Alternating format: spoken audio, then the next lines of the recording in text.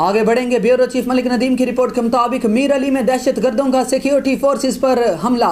ISPR ने कहा है कि मीर अली में दहशतगर्दों के सिक्योरिटी फोर्सेस पर हमले में 1 जवान शहीद और 14 जख्मी हुए हैं। जराये के मुताबिक सिक्योरिटी फोर्सेस का काफिला शुमाली वजीरिस्तान से बन्नू की तरफ जा रहा था कि अचानक बारूद से भरा रिक्शा गाड़ी से टकरा गया। पाक फौज के शोबा ताल्लुकात आमा ने एक बयान में इस बात की तस्दीक की है कि दहशतगर्दों के हमले में 1 जवान शहीद जबकि 14 जख्मी हुए हैं।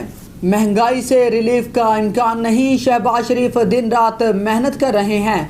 मरियम नवाज की briefing. Bureau chief Malik Nadeem की रिपोर्ट के मुताबिक मुस्लिम लीग नून की चीफ ऑर्गेनाइजर मरियम नवाज ने कहा है कि हम ये नहीं कहते कि महंगाई नहीं है, करीब कोई रिलीफ का इम्कान नहीं, शहबाज शरीफ दिन रात मेहनत कर रहे हैं।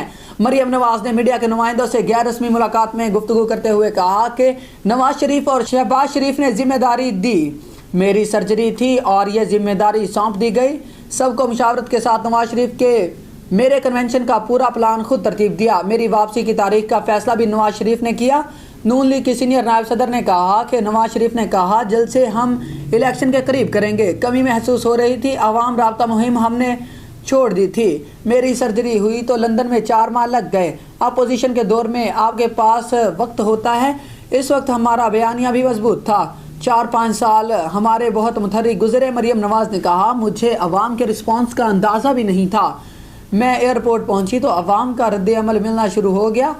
बेतहाशा लोग मेरे इस्तकबाल के लिए आए, मुझे तवक्का नहीं थी। मैंने नवाज शरीफ से कहा मुझे तवक्कुआत से ज़्यादा रिस्पांस मिला है। लोगों का जज्बा असल पैमाना होता है।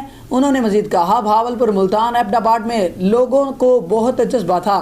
डॉक्टर तारक फजल चौधरी ने मेरा बड़ा अच्छा इस्तकबाल किया।